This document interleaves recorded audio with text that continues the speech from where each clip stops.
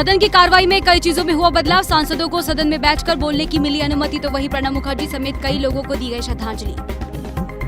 किसानों के लिए लाए गए अध्यादेश बिलों को लेकर विरोध तेज। कांग्रेस ने इस बिल को किसानों की आमदनी पर प्रहार बताया, तो वहीं जंतर मंतर पर किसानों ने किया प्रदर्शन।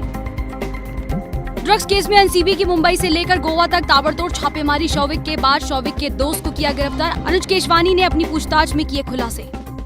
कोरोना महामारी के दौर में सदन की जब शुरुआत हुई तो आज बहुत कुछ बदला नजर आया। सत्र शुरू होने से पहले पूरे सदन परिसर को सैनिटाइज किया गया। प्रधानमंत्री नरेंद्र मोदी भी मास्क लगाकर सदन पहुंचे। साथ ही सभी सांसदों ने सोशल डिस्टेंसिंग का पूरा फॉलो किया। और इस बार सदन में कुछ ऐसी चीजें हुई हैं जो इतिहास में पहले कभी नहीं हुई थी।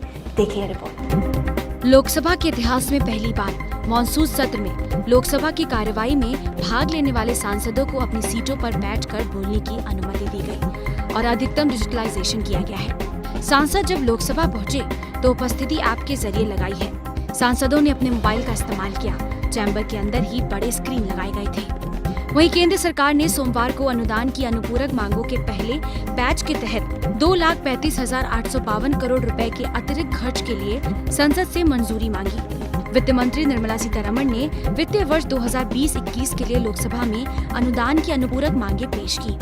राज्यसभा की कार्यवाही की शुरुआत नव नियुक्त सांसदों के शपथ ग्रहण के साथ हुई। शिबू सोरेन और बीजेपी के सैयद जफर इस्लाम समेत कई लोगों ने शपथ ली।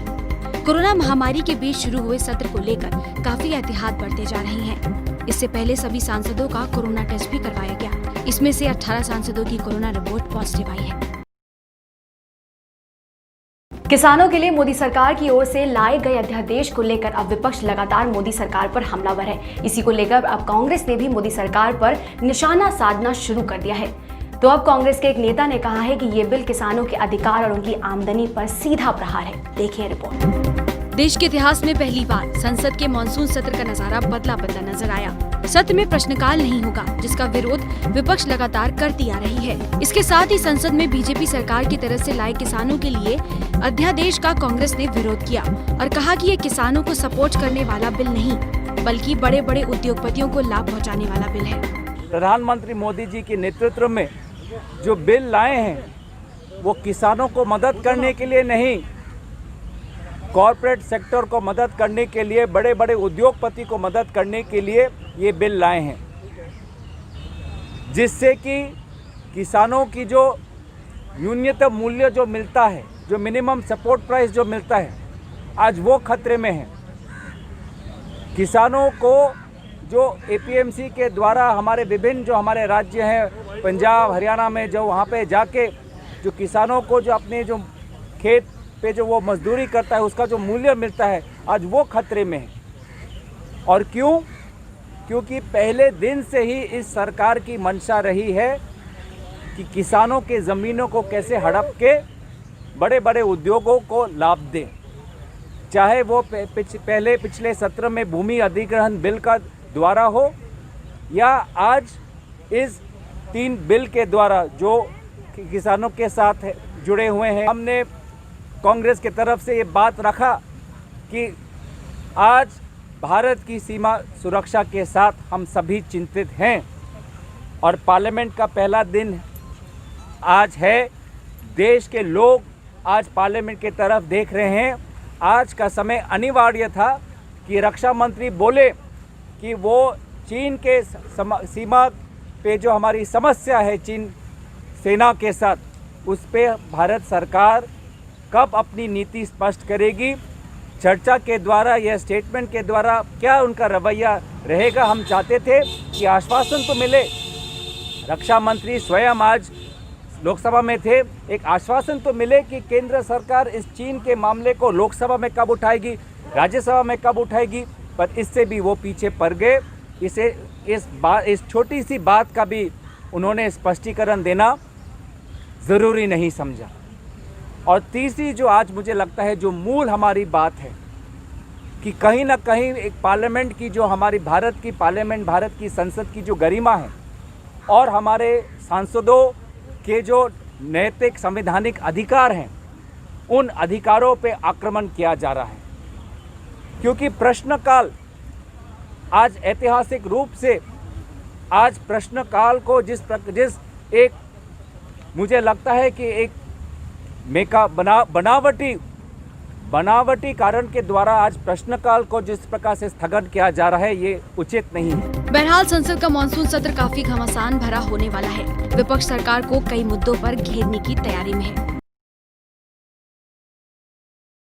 सरकार की ओर से किसानों के लिए लाए गए 3 अध्यादेश के खिलाफ अब विरोध प्रदर्शन जारी है। आज दिल्ली के जंतर मंतर पर कई किसानों ने वहां पर प्रदर्शन किया। हालांकि इस प्रदर्शन को दोपहर में ही खत्म करा दिया गया था।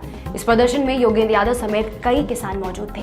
देखिए रिपोर्ट। मानसून सत्र के पहले दिल्ली में सांकेतिक प्रदर्शन करने पहुंचे किसान संगठनों ने ऐलान किया है कि वो अब 3 कृषि अध्यादेशों के खिलाफ गांव-गांव प्रदर्शन करेंगे। योगेंद्र यादव की अगुवाई में जंतर मंतर पर किसानों ने विरोध प्रदर्शन किया। अखिल भारतीय किसान संघर्ष समन्वय समिति के धरना प्रदर्शन में काफी किसानों ने हिस्सा लिया।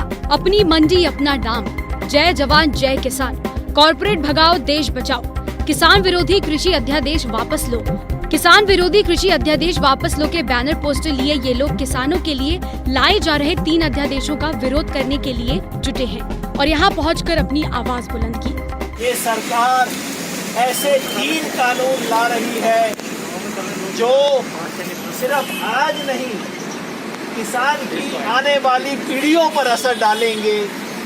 आज ही संसद के अंदर जब हम इस वक्त यहाँ बैठे हैं, इस वक्त लोकसभा में वो 3 अध्यादेश जो जारी किए गए थे, उन्हें एक कानून के रूप में अभी इंट्रोड्यूस किया जा रहा है और हम यहाँ खड़े हैं, हम यहाँ बैठे हैं एक सांकेतिक रूप से कहने कि ये मत समझो कि तुम जो खेल खेल रहे हो उसे किसान देख नहीं रहा, देख रहा है। जंतर मंतर पे हम बैठे हैं और देश के अलग अलग जगह पे और इंडिया किसान संघर्ष समन्वय समिति की तरफ से देश भर में किसान बैठे हैं अपनी असहमति दर्ज करवाने, ये कहने कि ये अध्यादेश आप कोरोना काल में चोर दरवाजे से लेके आए, किसी किसान संगठन से कोई राय नहीं। विरोध कर रहे किसानों ने सरकार से कृषि अध्यादेश वापस लेने, पेट्रोल की कीमतें आधी करने और प्रस्तावित बिजली बिल कानून को वापस लेने की मांग की। दिवंगत अभिनेता सुशांत सिंह राजपूत मामले में ड्रग एंगल की जांच कर रही एनसीबी की पड़ताल अभी भी जारी है।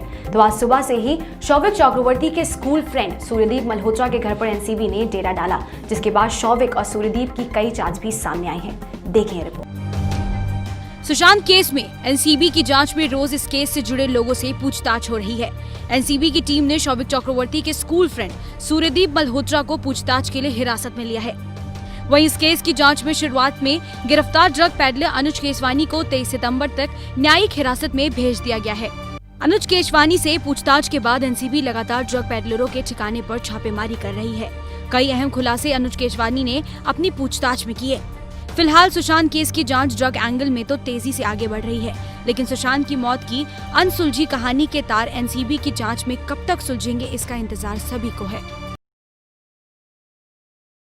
सुप्रीम कोर्ट अवमानना मामले के दोषी वरिष्ठ वकील प्रशांत भूषण ने आज सुप्रीम कोर्ट में 1 रुपए का जुर्माना जमा कर दिया है, लेकिन इसके बाद भी उनके तीखे तेवर अभी भी बरकरार हैं। उन्होंने जुर्माना जमा करने से पहले बोला कि मैं जुर्माना तो जमा कर रहा हूं, लेकिन इसके खिलाफ पुनर्विचार याचिका भी दाखिल करूंगा। देखिए रिपोर्ट। देश के जाने माने वकील और कार्यकर्ता प्रशांत भूषण को पिछले महीने सुप्रीम कोर्ट ने अवमानना का दोषी ठहराया था और 1 रुपए का जुर्माना लगाया था। उसी मामले में प्रशांत भूषण 1 रुपए की जुर्माना राशि भरने के लिए सोमवार को सुप्रीम कोर्ट की रजिस्ट्री पहुंचे। प्रशांत भूषण ने जुर्माने की राशि जमा कर दी है।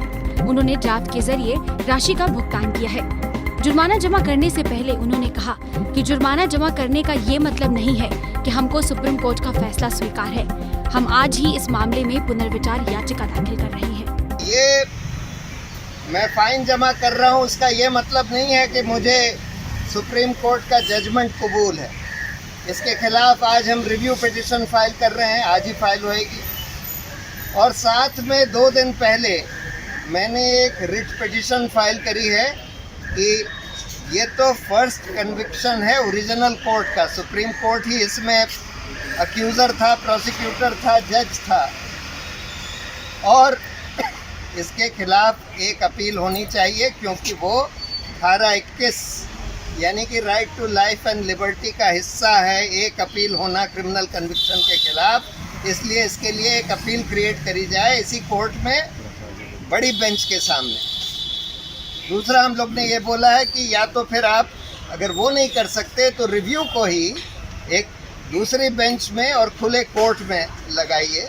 वो पिटीशन हमारी परसों फाइल हो चुकी है, तो इसका ये मतलब कतई नहीं है कि हम इस जजमेंट को एक्सेप्ट कर रहे हैं। सुप्रीम कोर्ट ने हाल ही में भूषण को सुप्रीम कोर्ट और भारत के मुख्य न्यायाधीश एस ए बोबड़े की आलोचना करने वाले अपने ट्वीट के लिए आपराधिक अवमानना का दोषी ठहराया था। अदालत ने 31 अगस्त को सजा के रूप में ₹1 का टोकन जुर्माना लगाया था।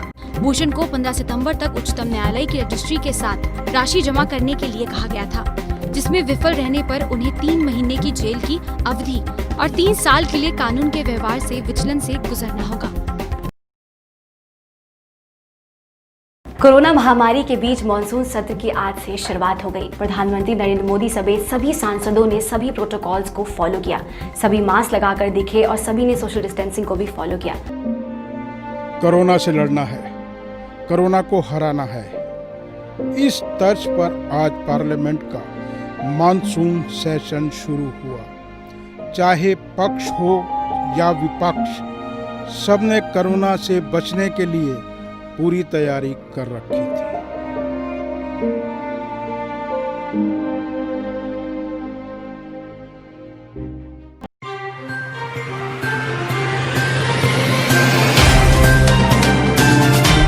Subscribe now and press the bell icon. Never miss an update.